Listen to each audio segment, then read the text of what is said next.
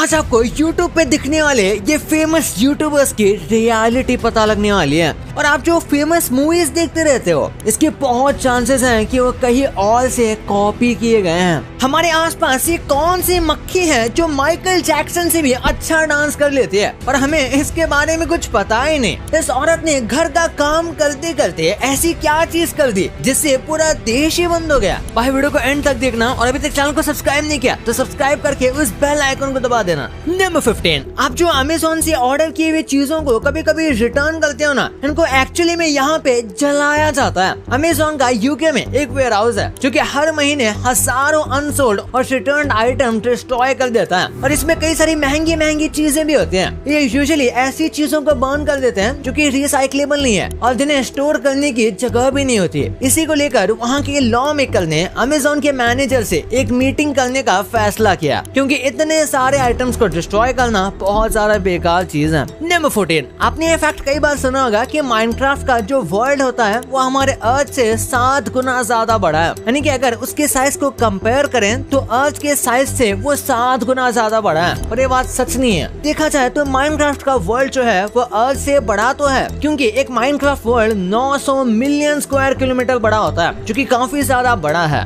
पर ये अर्थ का 7 गुना ज्यादा बड़ा नहीं है। हाँ, ये अर्थ से बड़ा तो है पर बस 2-3 टाइम्स ही। नंबर 13, आपने देखा होगा कि रोड पर कई बार डस्टबिन रखे जाते हैं जो कि थोड़ा बहुत अनहाइजीनिक भी लगता है और कई लोग अच्छे से डस्टबिन को यूज नहीं करते, जिस वजह से कचरा बाहर गिर जाता है। इसलिए इस तरीके के डस्टबिन का सिस्टम जापान में स्टार्ट हुआ है, जहाँ पर डस्टबिन जमीन के अंदर लगा होता है और आपको पैर से उसे खोलना है और अपने कचरे को उसमें डालना होता है। इसका यूज करना काफी आसान है और ये बिल्कुल नॉर्मल डस्टबिन की तरह ही काम करता है। भाई मेरे हिसाब से इंडिया में इसकी बहुत जरूरत है, पर वो बात अलग है कि इंडिया में इसे मैनेज करना आसान बात नहीं होगी। नंबर 12, इस वीडियो में आप लिटरली इंडिया के 2 साइड्स को देख सकते हो। इस वीडियो को देखो, इसमें आप सब समझ जाओगे कि एक तरफ एकदम बस्ती और स्लम्स है और उसके जस्ट साइड में एकदम लग्जरी से रहने वाले लोग। तो इससे ही पता चल जाता है कि भारत में पैसे कितने ज्यादा कॉन्सेंट्रेटेड है। यानी कि जो अमीर है वो और अमीर होते जा रहे हैं और जो गरीब है वो और गरीब होते जा रहे हैं। नंबर 11, ये काफी फनी स्टोरी है। 2011 में एक 75 साल की औरत कुछ काम कर रही थी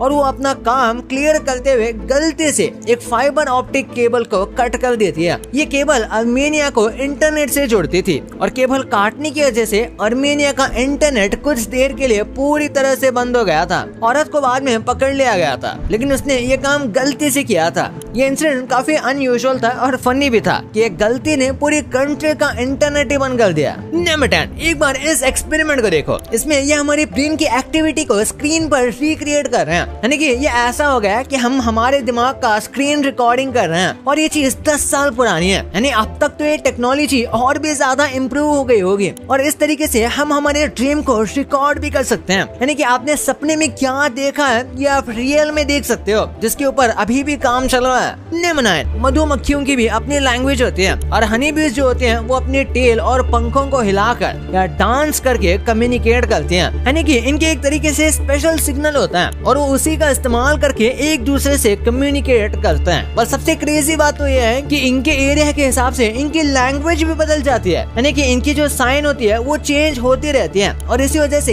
एक जगह का डांस और मूवमेंट दूसरे जगह के डांस और मूवमेंट से अलग होता है। बिल्कुल जैसे हम इंसानों की भाषा चेंज हो जाती है अलग अलग कंट्री के हिसाब से, बिल्कुल वैसे ही इनकी लैंग्वेज भी चेंज होती है। नंबर 8, अगर आप एक नॉर्मल मैप देखोगे तो वैसे तो जापान एकदम फार ईस्ट में आता है, यानी कि एकदम कोने में। पर अगर आप जापान में ये मैप देखोगे तो इसे एकदम सेंटर में रखा जाता है और बाकी कंट्रीज को फिर उसी के तरीके से अरेंज किया जाता है। अच्छा, तो जापान के टीचर्स का कहना है कि इस तरीके से उन्हें बेटर अंडरस्टैंडिंग मिलती है कि बाहर का वर्ल्ड किस तरीके से फैला हुआ है। जब वो खुद को बीच में रखेंगे तभी वो समझ पाएंगे। पर कुछ लोगों को ये बस इमेच्योर मुंह लगता है, जैसे जापान कोई छोटा बच्चा हो। नंबर 7, दुनिया का जो सबसे बड़ा वेडिंग ड्रेस है वो ऑलमोस्ट पूरे माउंट एवरेस्ट के टॉप तक पहुंच जाएगा। ये व्हाइट कलर का जो आपको ड्रेस दिख रहा है ये पूरी दुनिया का सबसे बड़ा वेडिंग ड्रेस है। ऊपर से देखने से ये बस एक गाउन लगता है, पर ये जो आजू बाजू आपको पूरा व्हाइट कलर का कपड़ा दिख रहा है ना, ये इसी ड्रेस का पार्ट है। ये टोटल कुछ 8000 मीटर से ज्यादा का है। इस हिसाब से देखें तो माउंट एवरेस्ट की हाइट कुछ 8800 मीटर है, यानी कि एड्रेस ऑलमोस्ट माउंट एवरेस्ट जितना ही ऊंचा है।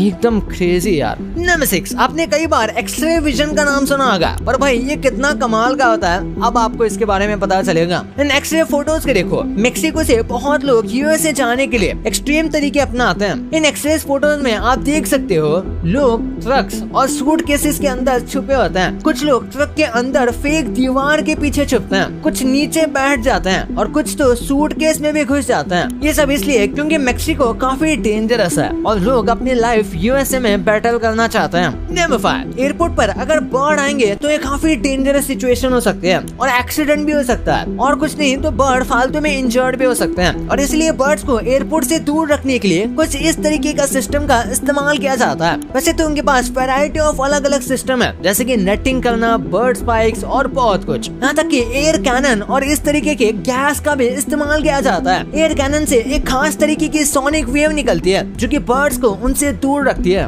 और इसी वजह से ये जो गैस होती है वो भी उनके लिए डिस्ट्रैक्शन होता है और इसकी स्मेल भी उन्हें दूर रखती है। नंबर 4, क्रिसमस के टाइम जापान में ज्यादातर लोग KFC ही खाना खाते हैं। जापान में टर्की मिलना इतना आसान नहीं था और तभी KFC ने मौके पर चौका मार के एक बहुत कमाल का मार्केटिंग प्लान निकाला, जिसमें उन्होंने खुद को क्रिसमस से जोड़ दिया, जैसे कि वो खुद कल्चर का पार्ट हो गए। और ओवर द टाइम ये लोगों के दिमाग में बैठ गया कि अब क्रिसमस के दिन KFC खाना ऐसा हो गया है जैसे कि ईद पर बिरयानी खाना, और इसीलिए क्रिसमस के आने से काफी पहले ही लोग KFC में अपना ऑर्डर देकर रखते हैं और कई बार तो घंटों तक लाइन में लगते हैं ऑर्डर लेने के लिए, यानी कि महीनों पहले से ही प्री ऑर्डर करना पड़ता है। वाह भाई। नंबर 3, इस पेड़ को बस टच करने पे ऐसा लगेगा जैसे कि किसी ने आपके ऊपर एसिड डाल दिया हो। दुनिया के अगर सबसे पॉइजनस प्लांट की बात करें तो उसका नाम है गिम्पी गिम्पी, और इसके नाम पर मत जाना क्योंकि भले ही ये काफी सिंपल सा लग रहा हो, पर इसे एक बार टच करने के बाद बहुत दर्द होने लगता है। फिर चाहे जानवर हो या इंसान हो, जो भी इसे छू लेता है वो इसके दर्द से बेहतर खुदकुशी करने का समझता है। नंबर 2, बॉलीवुड की कई सारी बहुत फेमस फिल्में हैं जो कि कॉपीड है या फिर किसी और से इंस्पायर्ड है, जो एकदम अनबिलीवेबल लगता है, जैसे कि कोई मिल गया। यहाँ तक कि स्त्री 2 भी। हाँ, रिसेंट में रिलीज हुई स्त्री 2 तो आपने देखी होगी। वैसे तो इसकी स्टोरी काफी ओरिजिनल है, बट इसके कई सारे ऐसे सीन हैं जिसे देखने के बाद लोगों ने कहा कि भाई ये तो स्ट्रेंजर थिंग्स से चुराया गया है। और यार ठीक है, हॉलीवुड की बहुत सारा फेमस सीरीज में कुछ सीन्स में से इंस्पिरेशन ली जा सकती है, पर एक बार इस पोस्टर को देखो। राइट वाला पोस्टर स्ट्रेंजर थिंग्स का है जो कि काफी फेमस वेब सीरीज है, और लेफ्ट में स्त्री 2 का। ये तो एकदम ही कॉपी है, जैसे कि सेम चीज उठाकर पेस्ट कर दिया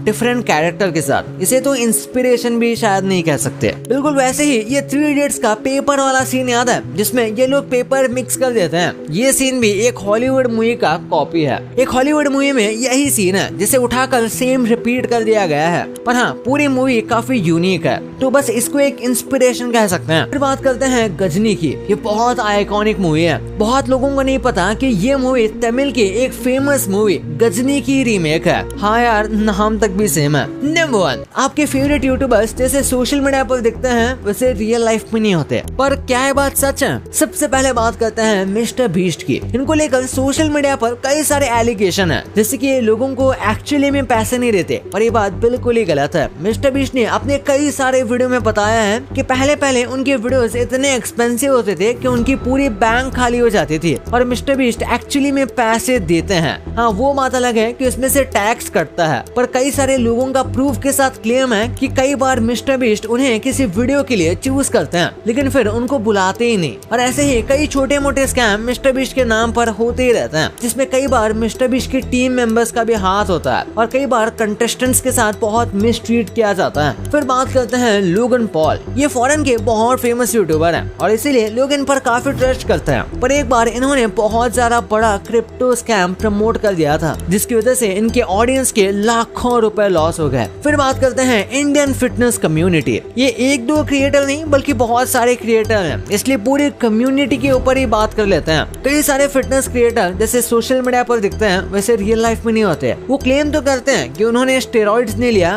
पर ये कई केसेस में ये बात गलत ही होती है। यहाँ तक कि वो फर्जी डिग्री दिखाकर फिटनेस एडवाइस भी देते हैं। चलो एक्सरसाइज वाली एडवाइस सच भी दे दें, पर वो जो डाइट की एडवाइस देते हैं वो आपको कभी भी किसी नॉर्मल फिटनेस इन्फ्लुएंसर की बात सुनकर नहीं लेनी चाहिए। क्योंकि वो एक्चुअली सर्टिफाइड नहीं होते ऐसी नॉलेज देने के लिए। कई क्रिएटर्स तो ऐसी फेक डिग्रीज भी दिखा देते हैं। भाई ये तो आपको पता चल गया, पर ये फेमस स्टार्स आज जिंदा होते तो आज ये कहाँ पे होते? और ये जो फेमस यूट्यूबर्स को आप पहले देखते थे, आज इन्हें इतने कम लोग क्यों देख रहे हैं? और ये कौन सी वेबसाइट है जिसमें आप रात को लिटरली सूरज को ऑर्डर कर सकते हो? ये कैसी वेबसाइट है और कौन सी वेबसाइट है, इस वीडियो में सब पता चलने वाला है। तो इस वीडियो को अभी जाके देखो यार, बहुत मजेदार है। और अभी तक चैनल को सब्सक्राइब नहीं किया तो चैनल को सब्सक्राइब करके इस बगल वाले बेल आइकन को दबाना मत भूलना। तो मिलते हैं अगले वीडियो में, तब तक के लिए बाय।